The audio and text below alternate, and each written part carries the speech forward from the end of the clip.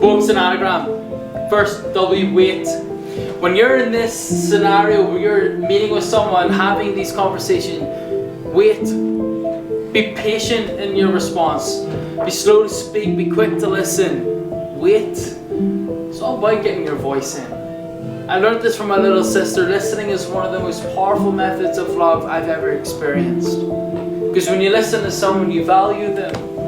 And I think that's something we easily forget in conversations that are so heated, so controversial, and quite frankly divide us all. Oh, open-mindedness.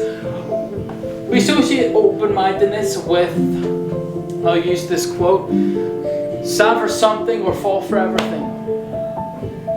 If we are open-minded, we don't stand for anything. But okay, now picture this. Picture a ship in a storm that has its anchor to seabed.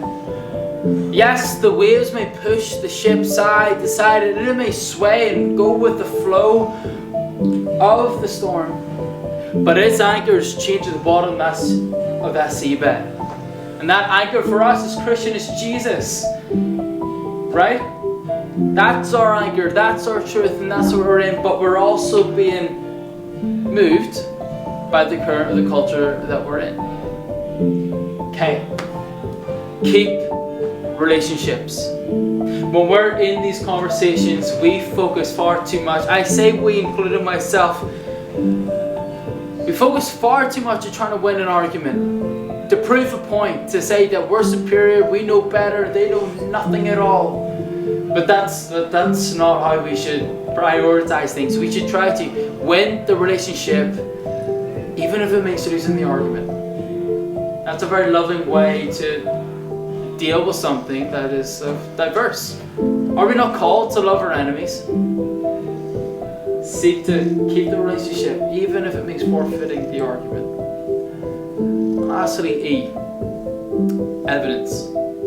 A lot of the things we talk about tonight are dividing. And as Christians, we're divided as it is enough. Don't be afraid to ask for evidence. And also, come into these conversations with evidence. Don't be afraid to ask for statistics and facts. And be careful, don't ask this in a way of putting that person down.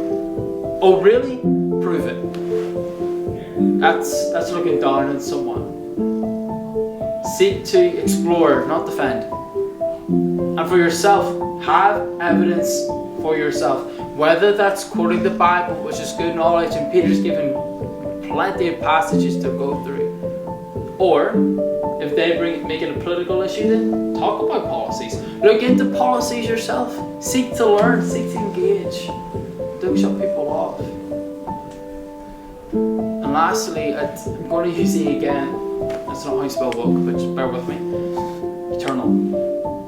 When we're having these conversations among ourselves as Christians, constantly remind yourself that we are united by Christ. The fact that we are sinners and He died for us. He loves us despite, nothing to do with us, He still died for us. Because He loves us. So don't let these issues divide us even more. Learn to listen to one another. Learn to learn from one another. And that way we're better prepared for engaging in a society of people who are quite frankly lost. Seeking reason, seeking purpose. But we're all united. I'm going to finish with this quote by Christ. So I'll finish with this quote. In what is essential, there should be unity. And what's not essential, freedom. But, and this is the important part, in everything there is love. In everything there is love.